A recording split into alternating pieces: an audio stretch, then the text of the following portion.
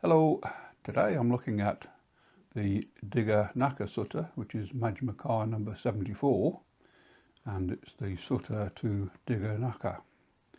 Now the location is Rajagaha in the Boar's Cave on Vulture Peak Mountain, and the persons mentioned in the text are Buddha, the Venerable Sariputta, and a wanderer called Dighanakha. Now in the commentary it says that Dighanakha is in fact the Venerable Sariputta's nephew. So the sutta opens with Dighanakha meeting with Buddha, exchanging greetings and saying, "Master Gautama, my doctrine and view is this: nothing is acceptable to me." Buddha responds, "So at least the view nothing is acceptable to you." So it seems like Buddha is pointing out the contradiction that there is something acceptable to Dighanakha, that is nihilism. And the reply from Dighanakha is no. If this view were acceptable, it would be the same. Well, Buddha replies, there are many people who would say it would be the same, yet they do not abandon the view and take up another view, just as there are some in the world who say it would be the same and who abandon that view and do not take up some other view. There are some recluses and Brahmins whose doctrine and view is that everything is acceptable to me. There are others who say nothing is acceptable to me. There are others who say some things are acceptable to me and some things are not acceptable to me. Among those who hold the view everything is acceptable to me, they are close to lust, bondage, delight and clinging. Those with the view that nothing is acceptable are close to non-lust, non-bondage, non-delight and non-clinging. Dighanakha replies, "So, Master Gautama, commend my point of view." So I'll repeat that. So Master Gautama commends my point of view. Buddha, I think, ignores the remark and continues. So those with the view some things are acceptable, some things not acceptable, that which is acceptable is close to lust, bondage, delight and clinging, whereas their view as to what is not acceptable is close to non-lust, non-bondage, non-delight and non-clinging. So Dighanakha, a wise man who holds the view that everything is acceptable, considers this: if I obstinately adhere to my view, everything is acceptable to me, and declares only this is true, everything else is wrong, then I may clash with two others.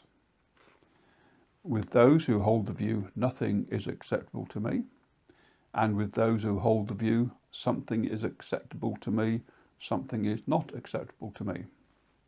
And when they clash, there are disputes, quarrels and vexation. Thus, foreseeing for himself clashes, disputes, quarrels and vexation, he abandons that view and does not take up some other view. This is how there comes a relinquishment of those views. And then the sutta repeats, a wise man who holds the doctrine and view of nothing is acceptable to me, he abandons this view because he sees there may be clashes, disputes, quarrels and vexations with others who hold the two other views. And again, Buddha describes the man who holds the view of something is acceptable to me, something is not acceptable to me. If he obstinately adheres to this view, he may clash with the two others, leading to disputes, quarrels and vexation. So he abandons this view and does not take up some other view. This is how there comes to be relinquishment of these views. Now, says Buddha, this body is made up of material form, consisting of the four great elements. So the elements are the air, earth, fire and water. Procreated by a mother and father, built up by food, subject to impermanence, to being worn and rubbed away, to dissolution and disintegration.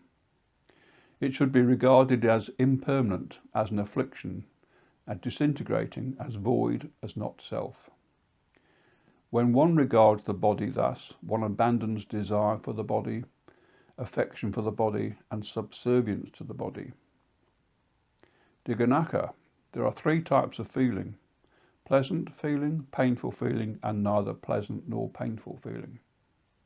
A person either feels either pleasant feeling or painful feeling, or neither pleasant nor painful feeling.